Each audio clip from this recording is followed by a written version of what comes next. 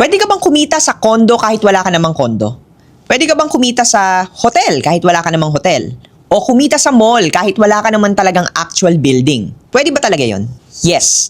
And if that sounds crazy to you, let me introduce you to REITs. REITs means Real Estate Investment Trust.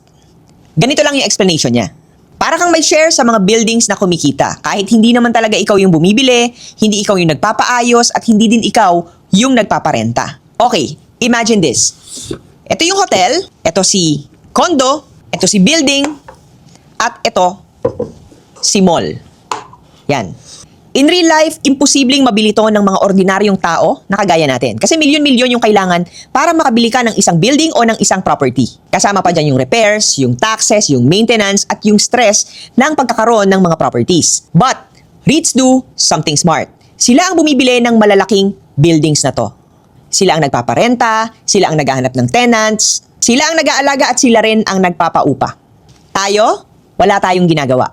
Pero, pwede tayong kumita from these properties. Paano? Well, they sell shares. Para tayong bumibili ng maliit na piraso ng mga buildings na to. Pero kahit maliit lang yung share mo, kasama ka pa rin sa kita nila.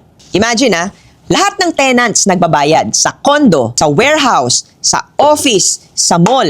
Lahat yan may tenants. Lahat yan nagbabayad ng renta. Ngayon, ang ginagawa ng REITs, kokolektahin nila lahat ng renta at i-distribute nila yon sa mga investors kagaya natin bilang dividendo. At itong mga dividends na to, ito yung nagsisilbing parang negosyo mo, parang parenta mo, kahit wala ka naman talagang pagmamayari.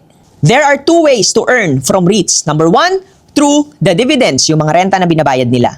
Number two ay through property appreciation. Dahil tumataas ang value ng properties, tumataas din ang value ng shares mo. Bakit bagay ang REITs investment sa beginners? Kasi hindi mo kailangan ng malaking kapital dito. Minimum lang ang investment na kailangan mo dito. Pwede ba ang 500 pesos? Yes. Pwede ba ang 1,000 pesos? Very yes. Pwede ba ang 5,000 pesos? Well, solid start na to para magkaroon ka ng magandang dividends. Number two, hindi ikaw ang landlord. Kaya kahit wala kang experience sa pagpaparenta, pwedeng-pwede mo itong simulan. This is instant real estate exposure kahit wala ka naman talagang property. Hindi to pang payaman agad at hindi din to financial advice. Pero kung gusto mo ng steady, quiet, tuloy-tuloy na income habang busy ka na gawin yung buhay mo, well, REITs is something that you might want to consider.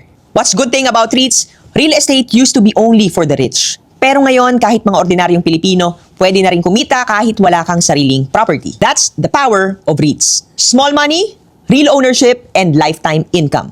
Ikaw, anong pipiliin mo? Magmay-ari ng isang buong property o maging investor na lang? Comment mo naman sa comment section.